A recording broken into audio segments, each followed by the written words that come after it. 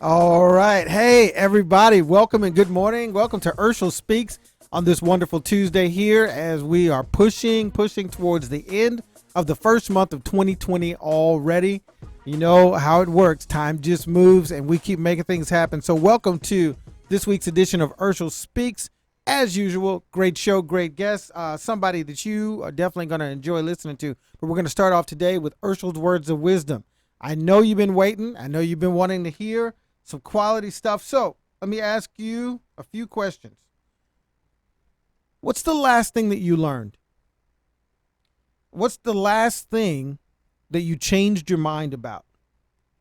What do you believe or know now that is different than what you believed or knew last year, 3 years ago, 5 years ago?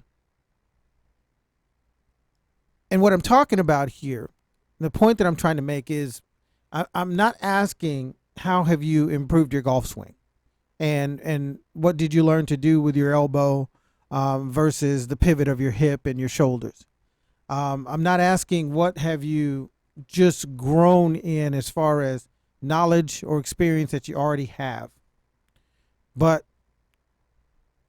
have you purposely done, are you purposely doing anything to challenge your thinking, to grow in a way that it changes something in the way that you think? What have you learned about the way other people think? And of course, the reason why I asked this question, last week we had a great group on called Better Angels. So this is 2 weeks in a row. You don't just have to listen to me. So I probably won't have another guest on for 3 or 4 months just to catch up. But here is the thing that I think that is so important, especially for those of us who've had enough birthdays that we feel like we know a little bit about life. We should be consistently challenging even some of the things, and maybe not our core beliefs, maybe some of them. But if we are living a life where we kind of have it all right and we have it all figured out, then we're probably not making the progress that we need to be. We're probably, we talk about the curated media sources that we can all have. When I listen to satellite radio, I can choose to listen to things that agree with everything that I already think and everything that I already believe. And where's the growth in that? One of the gentlemen that I spoke with says, he would go back and research things so that he could understand why he believed what he believed. And I think that that's great. I think it's excellent. But if it's only to validate what you already believe, then guess what? With our good friend, the internet, you can always find the information to validate the thoughts that you already have.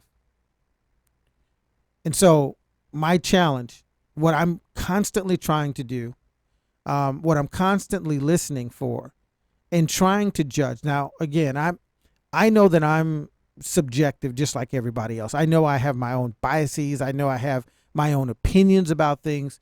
And a little secret, I think I'm right about everything. Okay? Everything that I think that I'm right about. Or else I would change my mind and think something differently. The difference is, and I told you this last year over and over again, I'm not afraid to be wrong. And sometimes there's a little bit of pleasure and excitement that I feel when I admit that I'm wrong, or that I learned something that I didn't know, or that I've grown up. But actually saying, you know what, I was wrong. This is what I used to think, and this is what I used to believe, and now I've learned better. And there's almost like a piece of pride that rises up in me when I get to say that out loud, because it proves to me that I'm still willing to learn and grow. I hope I never change. I hope you never do. And I hope you challenge yourself in ways. I hope you listen to some people that think differently than you do.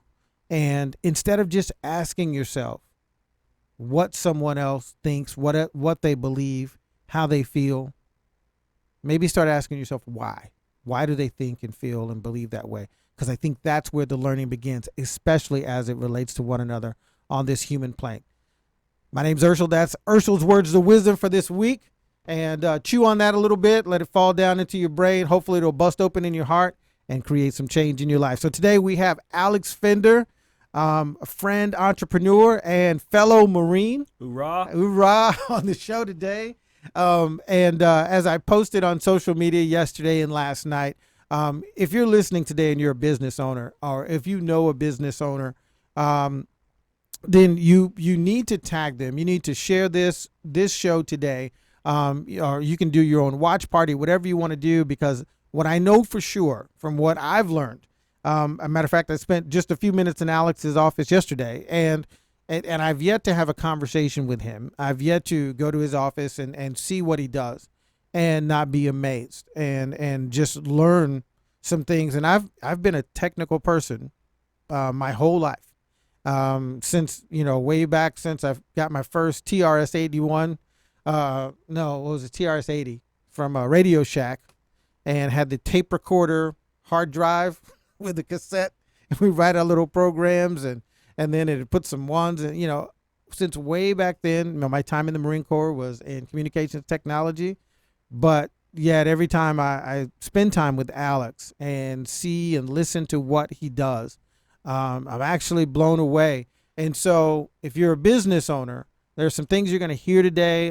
There's some things that you need to understand about what Alex and his team at Funnel Science are doing. So Alex, welcome to the show. Thank you for taking the time to come out. Thanks for having me. Great to be here. Awesome. Now, I know that, sometimes I apologize to guests because, I know to be here at 7:45 for a show at 8 o'clock, I'm asking them to wake up early and that sort of thing.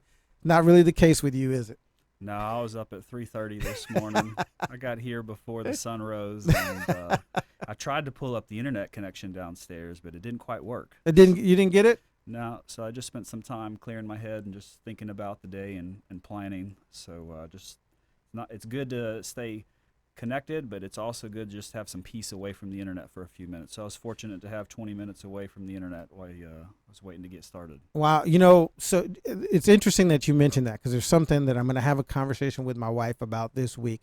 There's a guy, and his name is Michael Thomas, and he runs a phenomenal organization called My Possibilities. Let's see if I can get him out on the show one day. This guy's a great leader. And basically what My Possibilities does is, matter of fact, they used to be located near where your office is. Yeah, we worked with them. We brought our dogs to the office, and then they'd bring over their hipsters. Gotcha. And they would walk the dogs around the neighborhood as right. part of their training. This is a guy that finds every opportunity to make tremendous impact in this space. It's great to hear that story. Yeah, now they got this big campus over by the North Texas Food Bank right off the tollway. And and I've gone to him for some advice and to help me expand my mind about the things that we can do in the nonprofit space, because I've got this for-profit mentality in the nonprofit space, and this guy's doing some amazing stuff. And but he's been doing something, and he posted about it yesterday, and I read. But for him and his family, he's been doing something called an electronics Shabbat. And which means basically for, I can't remember if it's a day or for the weekend or maybe 24 hours, but they're shutting off all screens in their house. Parents, kids, just, rewinding the clock a little bit. And so, during this day, if you want to get a hold of them, you probably need to go knock on their door, because they're not looking at their phones, they're not checking text messages. And, and he said they're playing board games, they're doing all sorts of things. And the next morning when it was over, one of his sons, he said, came downstairs and he was checking his calendar, and his son was asking if they could extend their, and so they're doing it weekly, one day a week. Oh, great. Which, I think is wonderful. So I'm going to try to be brave enough to interject that into my home. I think my wife would be great with it, because then that'll force me to play some board games and things that she likes to do. And, but yeah, I think it's good to unplug. So Alex, just give us a little bit of background. Where you from? Where'd you grow up? And we know eventually that led you to the yellow footprints of the United States Marine Corps. But give us a little background on where you come from and how Alex came to be. Sounds great. I grew up in Richardson, Texas. Had a single mom, and we kind of struggled growing up because there was only that one income. Okay. Graduated from Bertner High School, and few things about me growing up. Played football. My favorite movie was Top Gun. When I watched the movie Top Gun, it was either like 3 or 4. And at that point, I knew I was going in the military. Yeah. I thought I was going to be a naval aviator. That was my plan. But it's not how God destined or had my destiny planned. And so I graduated high school on Friday. I was in boot camp Monday morning. Wow. And so now I was in the delayed entry program for a year. Okay. A bunch of my family members served in the military, and I have a grandfather that had a Silver Star in World War II. Oh, wow. He fought in the Philippines with the Marines. He was in the Army. Okay. And was a captain.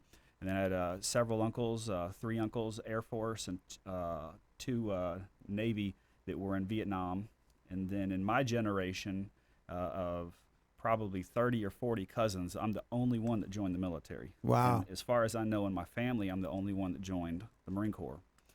And somewhere between fate and luck, an Army recruiter, Sergeant Parker, did not show up for his appointment to sign me up. Because originally I was going to go join the Army and follow my grandfather's footsteps. Wow. And I had envisioned being a helicopter pilot.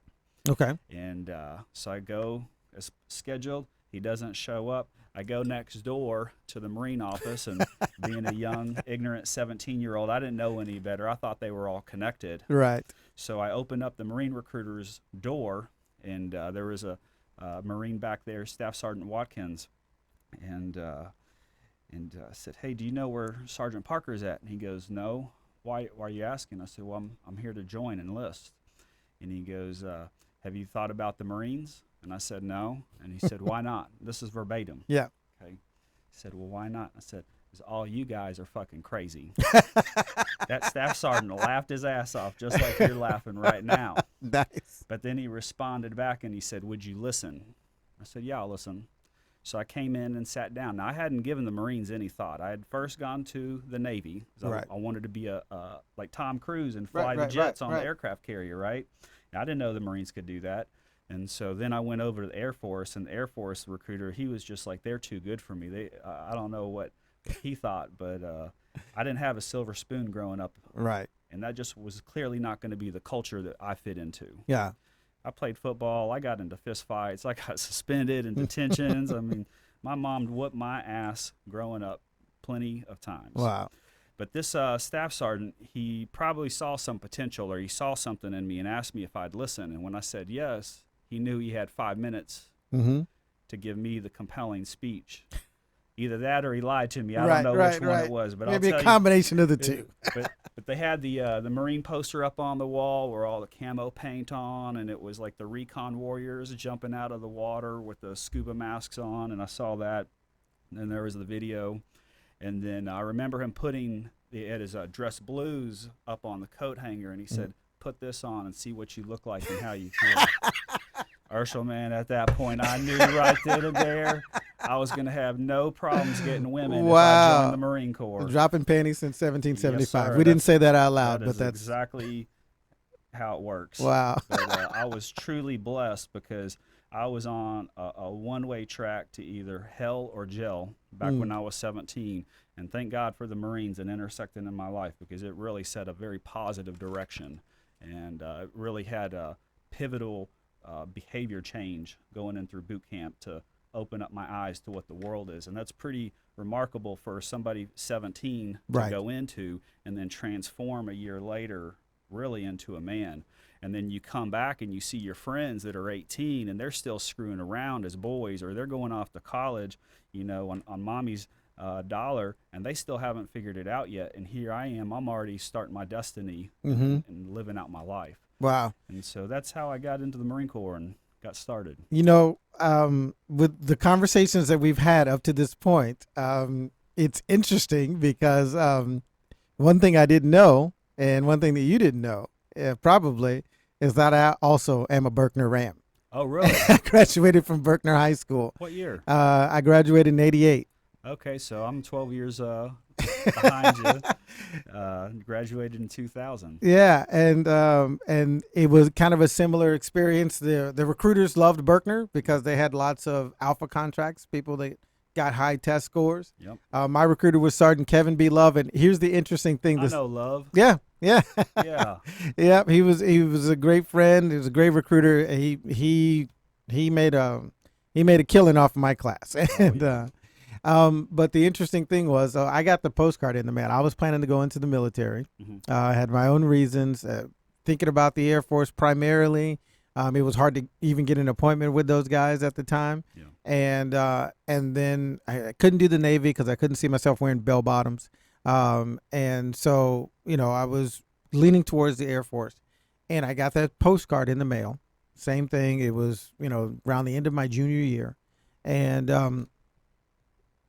I filled it out, sent it in, and the last question on the postcard was, "Have you ever considered joining the United States Marine Corps?" And I clicked no. I Hmm. checked no, put it in the mail. I get a call from Sergeant Kevin Love a couple days later, and asked me would I be willing to come in and talk. Hmm. And I said sure. So made an appointment, drove down there, and for me, here was the difference. I had talked to the Army recruiters. I had talked to a Navy recruiter. Um, I think I hadn't had an appointment, but had some conversations with Air Force recruiters. And and this isn't a knock on any branch of the service, but I think that there is a key of things that connect with us. I had some specific things in my life, in martial arts, other things that really kind of set me up for this conversation because it resonated with me in ways that other things might not have. But really, my conversations with everyone else was, here's a brochure, here's the opportunity, here's the college money, here's all the benefits. And Sergeant Kevin Love, he got, all, bug eyed and excited. He talked to me about his life. He talked to me about the things that he'd done, Hmm. the places he'd been, and it wasn't like he was some super war hero, Hmm. but there was a level of passion that connected with me about the reality of his Marine career, that attracted me and connected with me. And I didn't tell him, and I didn't actually sign up for like 2.5 months because I did want to make sure I got the type of job that I wanted. Hmm. But I made my decision inside of 15 minutes that I was going in the Marine Corps Yeah. after sitting down with Kevin Love. Yeah. I knew in 5 minutes, and it kind of boiled down to this. I knew that I wanted to serve my country, but I didn't want to be a keyboard warrior. And I Right. didn't want to be a pencil pusher. I didn't want to be sweeping the floors. I didn't know that you join the Marines and you become a professional cleaner. That's really what you become. Right. But it instills a lot of discipline. But I knew in 5 minutes. I mean, Mm. and I think the thing that sold me was if I went to combat, who would I want to be with? Do you Mm-hmm. want to be with the best Yeah. or not? Right. That's the decision you get to make, That's it. right? Now, if you want to be the best and drop bombs out of the sky, go join the Air Force, Yeah. right? But if you're going to put your boots on the ground and go see something, uh, and really get in the mix, it's the Marines. Yeah. Marines are first in, last out. They're kicking down the doors. They're the ones that are really taking the names. Now, there's nothing wrong with the conventional army, but they just don't fight the same way. The closest to the conventional army or the in the army would be the Rangers, Mm-hmm. is on equivalent to the Marines, Yeah. right? I love every branch of service, and I respect the fact that every branch has a different mission. Yeah. And just like within the Marine Corps, the different parts of the air wing has a different mission than, the artillery and the infantry. And so people train differently, spend their money differently. But, make no mistake, my purpose and destiny was tied to being a Marine. And I've always felt that way. I was glad, one of the greatest decisions that I made. And I'm proud to always be a Marine. So, and a Berkner Ram. Yeah, absolutely. I did not know that. Okay, well, great. So now let's start talking a little bit about your entrepreneurial journey. And man, we'll wrap up the first segment here. But you started as an entrepreneur even while you were still in the Marine Corps. Is that correct? Yeah, it is. I had a 69 Mustang as my first car. Okay. September 11th happens. I find out that we're going to Afghanistan and we're having to gear up for a pre-deployment and training. And basically, I had this Mustang and I had to figure out what to do with it because the commander came to the Marines and said, "Get your shit off the base. Clean Wow. out the barracks, pack your gear, you're shipping out." And so I had this car on the hobby shop and I had three options. I either could sell it. I knew I wouldn't get my money back. I had sunk years of money into this, tens of thousands. And then I could just put it in storage, but I didn't store this car because it was the coupe body style, not the Mach 1, and that was my dream car. Right. So I decided to part it out.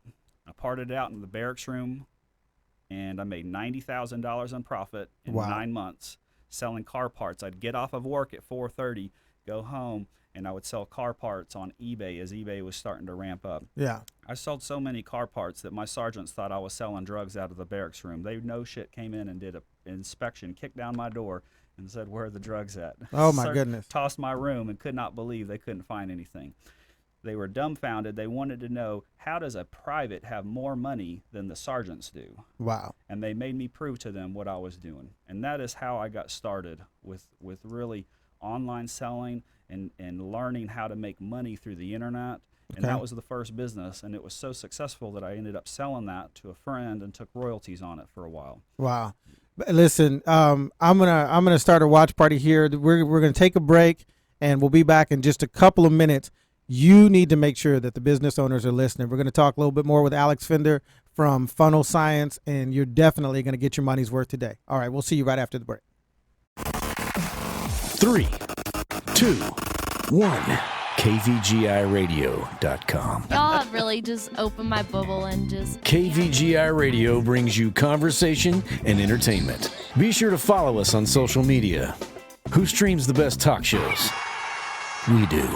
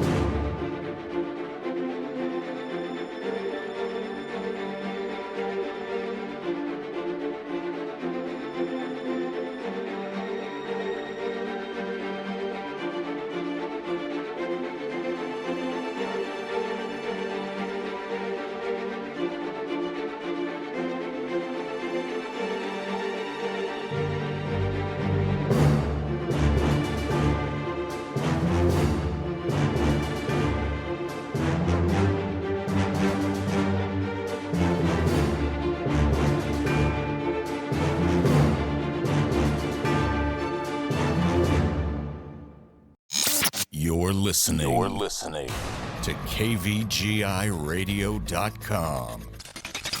Streaming live from the KVGI studios in Frisco, Texas. Live without limits.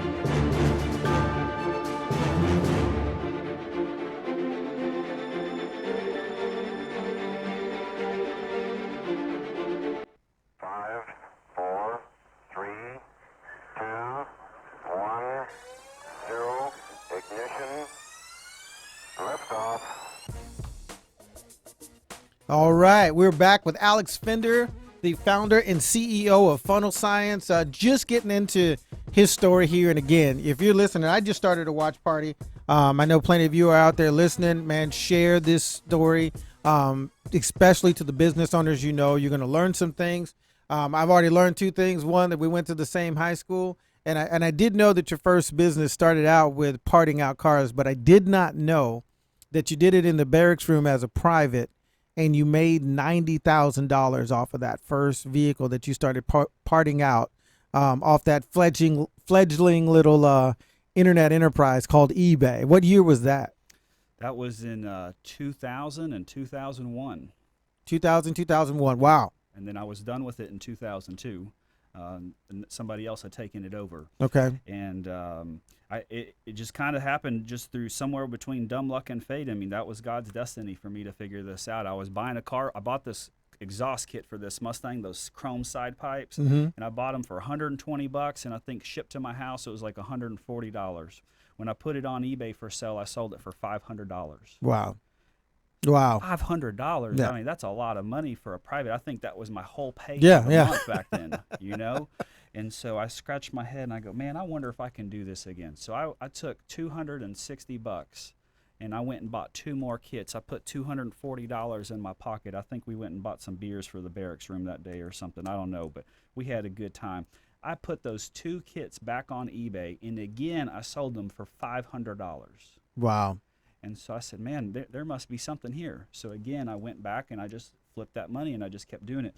I sold so many of these car parts that I had to manufacture on back order. They actually called me up. They're shipping to a military address, not, Okay. a normal business address. Right. And so they called me up one day and they said, what are you doing? Is this a government contract? Like, what's going on here? We're on back order and you just ordered 20 more. Why are you ordering so many of these? And I said, don't worry about it. Just send them to me. When's the shipment gonna come? Mind your business. And that's what I did. I just kept selling them and selling them and selling them. I sold them to Australia, Mexico, to China, to the Middle East. I was shipping these around the world, and I started learning about how to sell, but how to be more effective. And at a very early age, really before what's called A/B testing became mainstream, I started A/B testing version A and version B. And this is the first test that I did is I tested free shipping, or a higher or a lower price, and you pay for shipping. So I did version A, free shipping, version B, you pay for shipping, lower price. Which one, Urshel, do you think got the best sales? Free shipping. Hands down, free shipping. It's now 2020, 20 years later, and businesses still haven't figured out, just raise your price and give away free shipping, and you'll get way more sales. Yeah. This is a struggle that a lot of companies still seem to face, and it's just a simple test.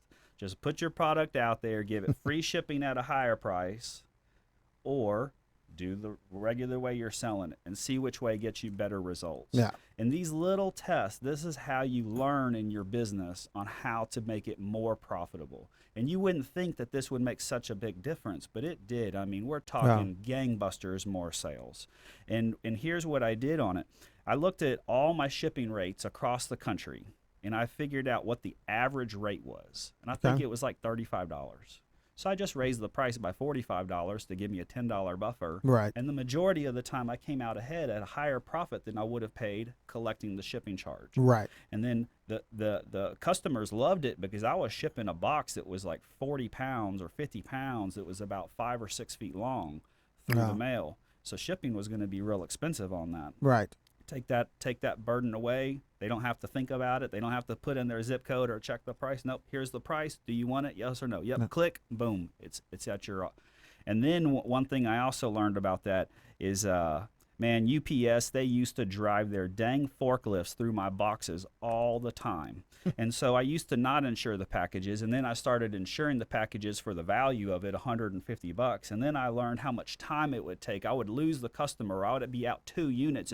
I would ship it out. I'd have the cash into the first unit and the shipping cost. Then UPS would run the forklift into the box, so now I'd have to order another one. And basically, I'm tied up 2 units for that one.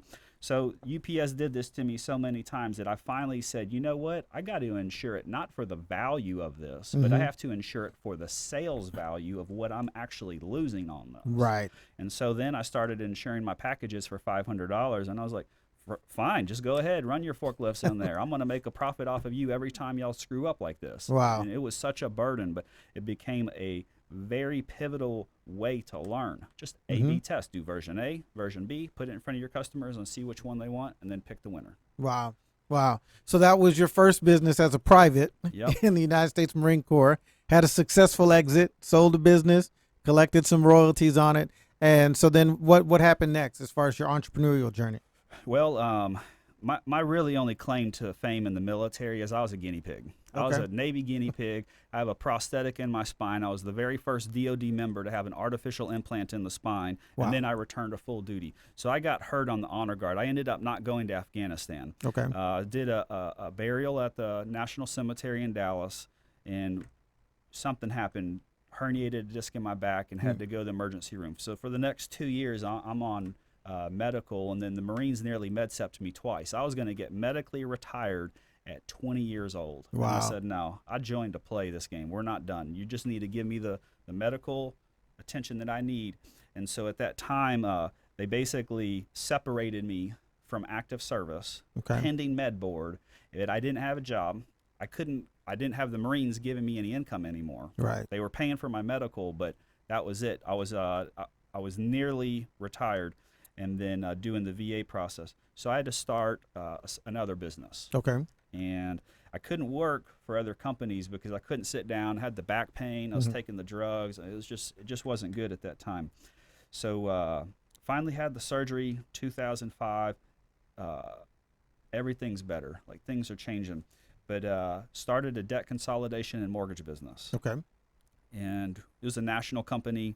We grew it from just me and my partner, and then at the end there we had somewhere around 30 or 35 employees. That was the second business. Again, we got all of our customers through the internet, and we learned a lot. And one of the first things that I learned on this is the majority of the marketing industry, especially the SEO, is a scam. I'd say 95% of the SEO and digital marketing industry is a scam. And what to qualify that means you're going to meet 1 out of every 20 people that's not BSing you. Wow. And it typically breaks down into this. They either take your money and do no work. It's called the set it and forget it method. Option 2 is the spray and pray method. They're just going to blast it out there to anybody that clicks on your ad and then just hope you get sales. But there's no method to actually getting customers. And they're just clicking on your ad, and they send you this report, and they look at all these clicks you got. Right. I'm like, great, let me take these click report to the bank and deposit this, right? Right. My banker looked at me and said, you want to bounce this check, or is you going to Right. back this up with some other way? But that's what SEO companies do. They give you click reports, and they make you think it looks good, but you have no sales to justify. Right. The third thing that I've Vanity seen, metrics. just complete hogwash. The third thing that they do, they might be competent, they might be trained, but they don't execute on the work, Okay. right? So they're not lying to you about their capabilities. Okay. They've got the capabilities, but somewhere there is just a significant breakdown in the way they run. We hired and fired 50, not 1, not 2, 50 marketing, SEO, lead gen companies. You'd be like, Alex, why in the world would you hire 50 companies? Well, first off, I had a partner and an investor, and I did not make the decisions on my own. We made decisions by committee, and oftentimes I got overruled by a fancy sales pitch or some hot blonde that had sports tickets that gave to my business partner, and he'd take her up on that, and then boom, there we are, locked into Closing. a 12-month contract. Right. Right. It was in the summer of 2008. That's when I got out of the Marines. I had been activated to go to Iraq, came back. My business partner is stroking a check for $10,000. Said, hey, man, what you doing with that $10,000? Oh, I'm buying leads. Okay, cool. That was a normal part of our business. Right. I mean, we did this all the time. $20,000, $40,000 a week was a normal thing for us to do. I said, what's our close ratio on the leads that you're buying? And he said, just boom, off the cuff, 50%. He didn't reference a report. He didn't check the computer, nothing. Boom, 50%. I'm very analytical. Right. I knew better. Right. And I knew that I needed to check the data on this and check. So this was back when we were writing crystal reports. It took me about 2 weeks to get the report written in our database. I came back to him, and he's stroking another check for $10,000, and I slid the report across his desk, and I said, guess what our close ratio is on those leads? He said 50% again. I said, no, look, it was 0%. Wow. So he had stroked this check 8 times for $10,000. Now, fortunately, I saved our ass on that 8th one. We didn't send it. And you'd be like, well, how is he making this decision? Or how, like, smart man, why would he just be spending this type of money? Well, you cannot manage what you do not measure. Right. And he was not measuring the close ratio. And what we had somewhere around 7 to 10 sources of leads coming in, and we had a sales staff, I think at the time, of around 8 or 10. Okay. And so there was no clear tracking from lead to outcome. Gotcha. And so he was blindly making these decisions. Based on all the lead sources. All the lead sources. Gotcha. So when he turned this one lead source on, he knew that sales went up, and he attributed it to the newest lead source, not knowing that it was actually one of the more mature ones that we had been working for a while. Gotcha. And so this is a really common problem. People are blindly spending money. There's that age-old question in marketing. 50% of my budget's working, 50% is not. I just don't know which is it, right? That is the problem that still businesses face. We faced this years ago. It's been solved, but still I solve this problem on a weekly basis with businesses, that they are just blindly spending money, and it's because they don't have the analytics in place. They don't have the sales analytics, the marketing analytics, and rarely do they close the loop between their marketing or sales expense to the financial outcome in accounting. And that means tracking your return on investment. Right. It's basically closing the loop. How much did I spend? How much did I make? If you can't answer that question, then just shut it off, because you don't know what you're doing, and the people that are guiding you just don't know what they're doing. You're doing it wrong. Wow. And so you're going to make the same mistakes that we did. And 2 years ago, I was at Momentum, Texas, and Wade Myers, the national or the annual meeting, and Wade Myers was speaking, and he actually said something. Most entrepreneurs make the same mistake 50 times. Right.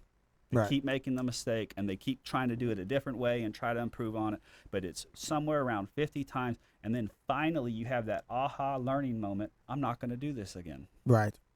But then you're going to figure out the right way to do it, the way you should have done it from the get-go. Awesome.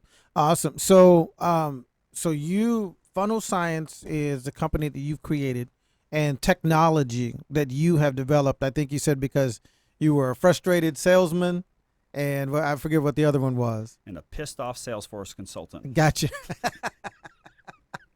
Okay, so tell me about the difference at Funnel Science. What are you doing for your customers? Now, I have literally seen, you've shown me data on how you took one company from a 10-month sales cycle down to like just over a 30-day sales cycle. Is that correct? Just under 30 days. Just under 30 days. Yep. So what is the technology and strategy of Funnel Science? What are you doing that's creating that type of difference for your clients and customers? Step 1, always put the analytics in place. Again, you cannot manage what you do not measure, and what's measured can be improved. That's on the sales side, the marketing side, the finance. Anything you're trying to improve, if you start measuring it and tracking it, you can improve it. So that is always step 1. What we do at Funnel Science is we set up the sales funnels, we manage the marketing, and we have our software called Funnel Science that provides a very robust tracking, but it also makes it very easy. One thing I've learned with working with lots and lots of salespeople is they don't like to take notes. Okay. They work the lead. The customer says, yeah, I want to sign up, but there's no notes in the system. Yeah. And so we solve that problem. If we do voice transcription on phone calls, automatically added to the record. So our CRM has that one feature in it. We have about 40 modules in the software. It's a closed loop marketing system. So to call it a CRM is shortcoming many of the features to it. It's a plug and play, and it directly helps companies increase their sales. And it ties into online systems, but it also works with radio, TV, print, and things like that. The software was designed to make sales and marketing easier, and specifically to know where I'm spending my money and where I'm making my money find the holes in the funnel so I can plug them. And then once I plug the holes in my funnel, you should get more sales out of it. But then there's also features built in. Speed is a weapon. This is something I learned in the Marine Corps. And the Marine Corps builds a warfighting plan. And when we go to fight a mission, we go to win. We don't fight a mission to lose. Well, it's the same thing in marketing. We set up campaigns. We spend money. Now, if we spend the money and we lose, Yeah. we're going to go out of business. Right. Or we're going to have a major problem. Maybe we can't pay the rent or pay the bills, right? And so within building the campaigns, we're setting up campaigns and driving sales for our clients. We work with all kinds of businesses, daycares, doctors, lawyers. I've worked with worm farms. I'm working with boat companies that do like lift motors, cars, bought and sold cars, Wow. diamonds, jewelry, anything that's for profit. It's e-commerce or service provider is who we help. Okay. Okay. And so, wow. So I think about, like you say, when I came home in 2009, it was a great time to be changing careers, by the way. And so I ended up in the insurance industry. I ended up cold calling and doing all this stuff and having, my book, just kind of like you said, my call sheets where, I'm dialing for dollars and calling, I'd go home bragging about, I made, 500, calls with my little fingers today and talked to this many people to set this many appointments. And, I'm clicking off how many times I've called this person and whether they hung up on me and all of those things. And I was just talking to my wife the other day about, how foolish that was and something that I'm trying to do now to help people that are in that, what I call para entrepreneur space, where you are kind of running your own business. You're 1099, but you're not really an entrepreneur because it's not your thing that you created, but you got to run it like a business. But, I just think about my experience going from there until now and how little data, anyone ever cared about, but pretending that you care about the end number. And it seems like you don't really care about the end number if you don't care about the process. Oh, absolutely. Yeah. I did the same thing. My first professional job was working at a debt collection agency, and I sucked at debt collection. I was a horrible bill collector. Fortunately, though, they found out I was really good at talking to people and sales, and my favorite subject in school was show and tell. I was Really? always good at show and tell. Nice. And I remember I had this list that was thrown on my desk. I had no sales training. They didn't tell me very much. The partner didn't even really want me working on the sales. He's like, "Why is this guy going to work here? He has got no experience." I just figured it out, and it ended up making one of my best days. I made 17 sales in one day. Wow. And it was dialing for dollars, just like you said, off of a list. And then I did version A and version B on my sales script. But I would write down like how many calls, and then I'd say on this call I did script A, and on this call I did script B. And so I was always trying to tweak my messaging to get to a better outcome. But I knew there had to be a better way. Yeah. I knew instead of just banging the phones every day, I was tired of that. I wanted people to come to me and find me. Right. I wanted, like the internet business that I had selling car parts, they found me. I just put up the listing, and then so that's what I worked for years trying to solve is how do I get people that don't know me, that have never heard about me before, how do I get them to find me, call me, and then want to pay me money for what we can offer. Right. And so that's what a sales funnel is. You set up something that gets awareness, gets the attention out there, and then brings them in through a step-by-step process, not on how to sell them something that they don't want, but to show them here's a solution to the problem or the situation that you're facing that can help you out, right? And then if you put that structure in place and then don't do the spray and pray method. That doesn't work. On average, only 3% of your company's keywords will bring you paying customers. So if you're targeting all wrong 97%, you're going to have that problem. Lots and lots and lots of clicks. Your reports look great, the vanity metrics, but you have no sales. Okay. And so the internet is an amazing thing. I've picked up customers from around the world. Most of my customers I've never met face to face, but I talk to them all the time. They've been paying me for years, and they find me through the same mechanisms that I've done for myself and for my clients and that I've done for the other businesses. Right. And really it's kind of simple. You find people that have a problem. They're going to be typing in a keyword into Google, or they might be sharing some information. Just reach out to them through an ad. Right. Google Ads is a powerful thing. They make $100 million a day. Wow. Let me restate that. Google makes $100 million a day with Google Ads. It's that effective. That's how $100 much million a trust day. Wow. and faith businesses have in it, and it works. But a lot of businesses get horrible results from it because, again, they are not tracking the results. One of the most powerful things to do for a business is to track your phone calls.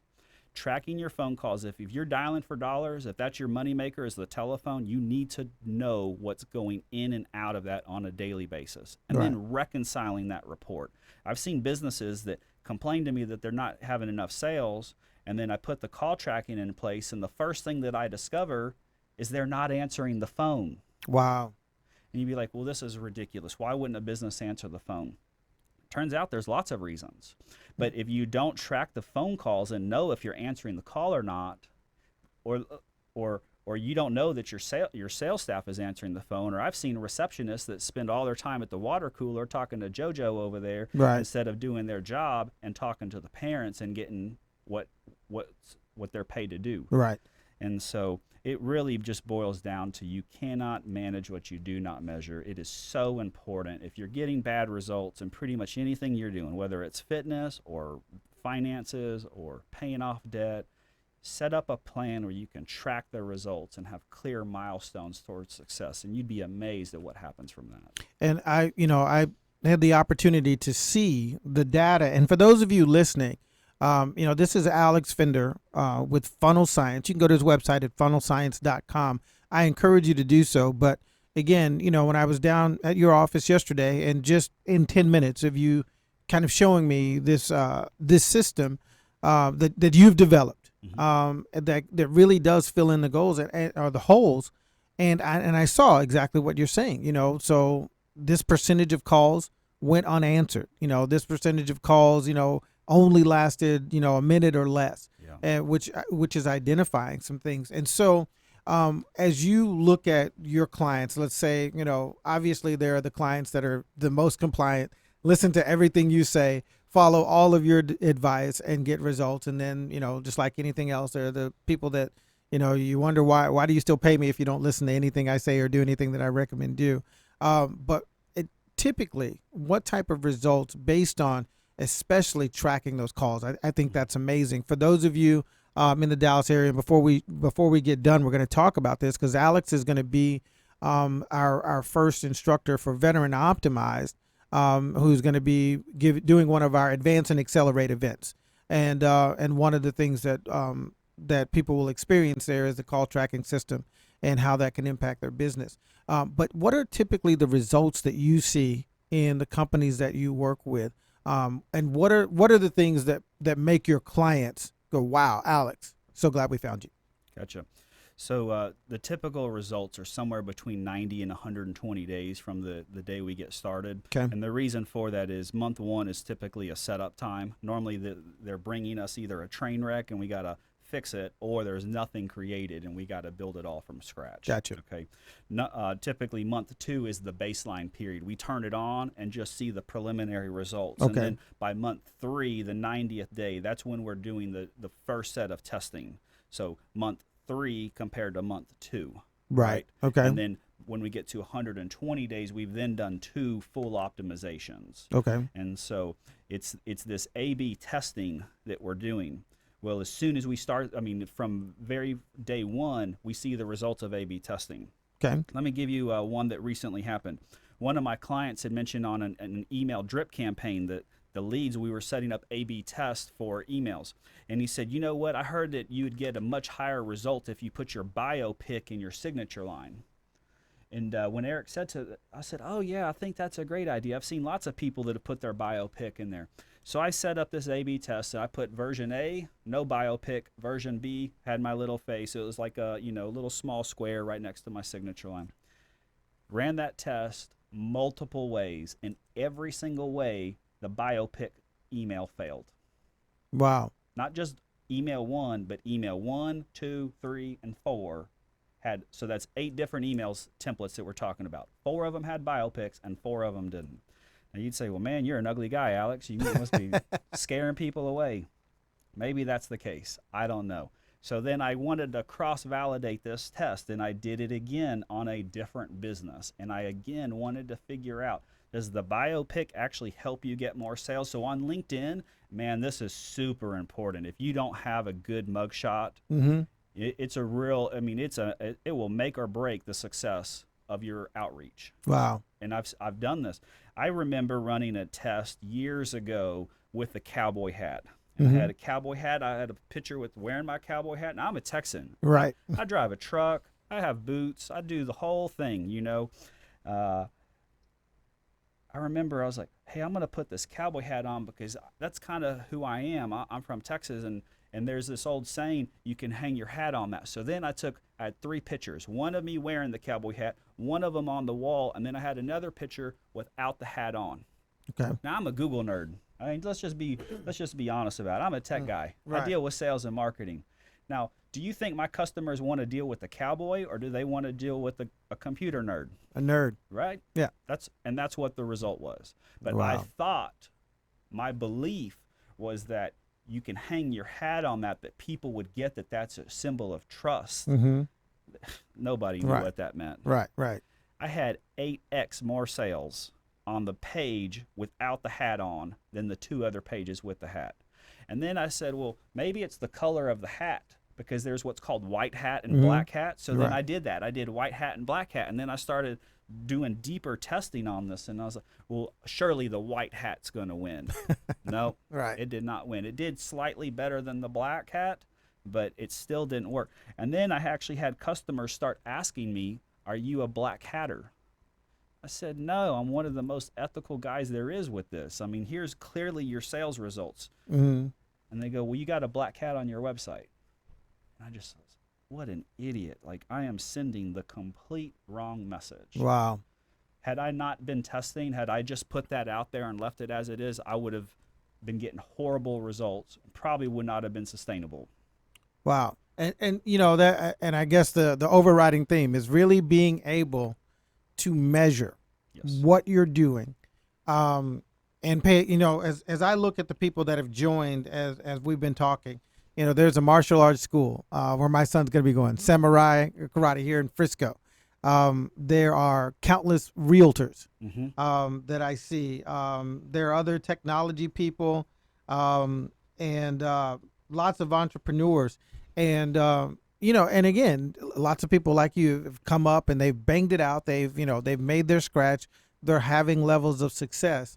But to those types of industries, like this, I know I saw one school that you were working with, but, you know, martial arts school, things like that. Are these the type of people that you're typically helping? Absolutely. I've worked with martial arts, lots of schools, private schools, for-profit schools, nonprofit schools, apartment complexes. It's basically, if you're trying to get customers from internet or from your advertising, that would be something that this works for. Okay. And so it's not exclusive to just Facebook or just Google. This also works on email, print, TV, radio. We even do this for billboards.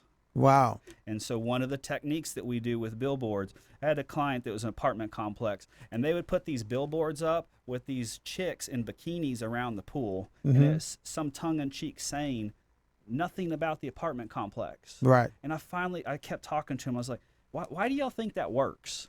Your customers don't know what this is. Are y'all selling access to a pool? And one thing that was funny was some of their keywords was apartments with topless pools. Topless pools. Now, Wow. they don't have anything to do with topless pools, right? Right. But that's what they were triggering with this billboard. So I challenged them. I said, hey, the next time we put up a billboard, let's do version A and version B on this. On this property over here, on this placement, do whatever you want. But on this other placement, and they weren't too far away from each other, there's similar traffic patterns, same zip codes. I said, I want you to take my best performing ad on Google, and I want that to be your billboard. They said, okay. Guess what they did after that? They stopped putting the chicks in the bikinis on their billboards, and they started using the data and the marketing science to make better informed decisions. Wow. And it had an amazing result. And what ended up happening is these apartments got to 98 and 99% occupancy. And so when you get that high, we drop the ad budget, save the money. Gotcha. And so this type of thing works very well for any sort of service provider or any kind of e-commerce business. This stuff works. Wow. It's not rocket science. We're not having to. It's funnel science. It's just funnel science. It's putting a sales funnel in place and using the data science. That's the tracking and the analytics. And then then with humans, it's a social science. We're not always going to act or behave the same way. Like I said earlier, I woke up at 3:30 this morning, so that's going to alter how I think and behave later on this afternoon. Right. And so if you try to sell me this afternoon, hey, good luck, because I'm probably not going to be in the right mindset to hear it, right? So that's the social science on it. But the data science is very precise. When you combine these together, what you'll see is humans behave in patterns. We're animals. We're creatures of habit. If you notice, there's what's called the rat race. People flow the same way. If you look at traffic patterns, they flow the same way in the morning and the same way in the afternoons, right? And so you are able to group people in segments, okay? So here's a segment, millennials. I had a client, they said, old people don't buy on the internet. I showed them, this is literally what they said to me. I showed them their Google Analytics report, and it turned out the audience 65 and up was their #1 segment for the most sales. Okay. But they told me that they don't sell to old people. And I said, this is crazy. Why do you think this? And then I had another business, a bakery, and they told me that they only sold, it was a mail order business, they had been around for 130 years, and they said their customers were only 70-year-old women and older, and they're dying off, and Alex, we need your help. And I said, this is ridiculous. You're not a geriatric bakery here. Right? I mean, they sell cookies and pies and deli sandwiches, and they've been around for 130 years, an iconic bakery. And I had to prove to them in a test that we could sell to women 55. Wow. They said, no, you can't. Our customers, we know our customers. They're only 70 okay, let's do it. Version A, I'll run it your way. Version B, let's run this test. Okay. So we actually got it down to where we can sell to the age group of 35 and up. For some reason, this brand does not have a strong connection in their millennial audience. Okay. And so for me, it's pretty obvious. They've got their marketing set up wrong. How can a bakery not sell pies and cookies and cakes to teens and 20-year-olds, right? Yeah. Because the product doesn't appeal to them, right? That's why. And so why doesn't it appeal to them? Well, we have a 70-year-old woman that's in charge of the marketing that's taking pictures that looks like it was produced in 1950.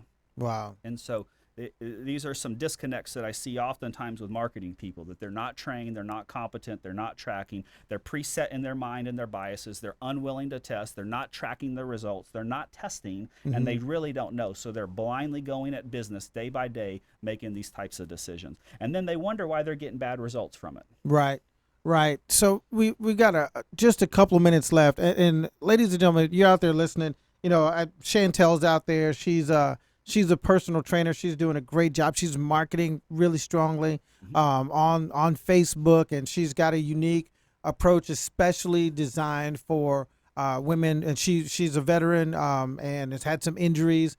And so her exercise is based on the trampoline to reduce impact on the hips, knees, you know, things like that. She's got some, you know, great events coming up. You know, lots of entrepreneurs that we're seeing out there that are starting out with that limited budget. Can they get in the digital market without having a big marketing budget? Yes and no. I mean, it's really depending on which environment they're in. Okay. But yes, there are low-cost strategies. Google may not be the right channel to do that. Google's an auction, and you're going to have to bid to be in that auction. And some of the competitors are bidding heavily in there. I mean, I'm talking per click. I've got clients that are spending $50 per click. For my own business, we were spending anywhere from $150 to $300 a click. So Google may not be the right source, but Facebook is very cheap. Facebook is very effective, and they have been stealing market share away from Google for years. And Facebook is probably one of the best ways. But if you don't have money for an ad budget, one of the simplest things a business can do is literally pull out an iPhone or an Android phone and just do a 2-minute or less video and start sharing that or sending that out. And it's effective. It's a low-cost way that works in getting the message out. There are techniques to use for a business that's in the startup stage where they're bootstrapping. There's other techniques that you would use for a business that's got some traction and then ready to grow. And then you have more advanced techniques. But here's the bottom line. For a business to be successful, you can't have one sales funnel. If Gotcha. all of your customers are coming from one funnel, you're at 100% at risk. Okay. Because if that funnel cuts off, and it will cut off. Google will change the plug on you, or somebody will change something, and then boom, you don't have customers anymore. If you have 2 funnels, now you're 50-50. That's better, but you're still at risk. You need 4 to 7 sales funnels. When you have 4 to 7, that's when your business is most stable. You have customers coming in at you all the time, and you can pick and choose which one to turn on and off. And that's what businesses need to be focused on. So get that one going. Once you get one going, then get your second funnel going. And then when you have 2 funnels going, you might want to double down on one, get it going really good. Right. But the goal is you need 4 to 7 funnels. When you get there, that's when you can have rapid growth and real success in the marketplace. But if you're still struggling just to get one funnel going, I mean, that's what you have to do. Get that one moneymaker going. Okay. And then go from there. So Google, Facebook, YouTube, these are real common things. YouTube's the second largest search engine. You can take a video with your phone, answer a question. How do I fix this? Record yourself in a professional manner, put it up on YouTube, and next thing you know, people are finding you. Wow. It's freaking amazing, Wow. right? And then if you do a good job, people will call you. Well, you're probably not going to do a good job on your first video. So produce another one. There you go. Produce another one. Produce another one. Get 10 to 20 videos out there. And it doesn't cost that much money. I mean, we're talking really just your time to get it out there. There's no ad expense, right? You can put it in an email, put the link in there, and send it to somebody and say, hey, I thought this was real important for you. I want you to watch this video. I did that yesterday morning to a doctor in Tucson, Arizona. I picked up the phone. I cold called him, and I sold him in one call. Wow. And I did it with a compelling screen capture. I took a screen capture of his ad and his website, and I sent it to him. I said, you are doing this wrong. Wow. That's all it took. Ladies and gentlemen, we're just a little bit over time. This is Alex Fender with Funnel Science. You need to go to his website and check him out. They can find you at funnelscience.com. It's probably the easiest way. If you're in the local Dallas market, Alex is going to be our Advance and Accelerate presenter on February 20th. And we'll be pushing that information out. You'll be able to register for that starting today. Every person that attends is going to leave with something that Alex talked about today that's going to help you to really begin to track the data and your sales process and marry up what you're doing as far as your marketing with what you're doing when you actually encounter the potential customer or client. And so check that out. Be looking out for that. You'll see it on Urshel Speaks. Go to Veteran Optimize and you'll see it there. That's where we'll be putting it out. But thank you so much, Alex, for sharing your time. I know you got a call coming up here right away, so we want to make sure that you can get that and not lose that business. But ladies and gentlemen, this is Urshel Speaks, probably the best business conversation that you're going to hear the rest of the year with Alex Fender and Funnel Science. So thank you. Have a great day. Thanks, Urshel.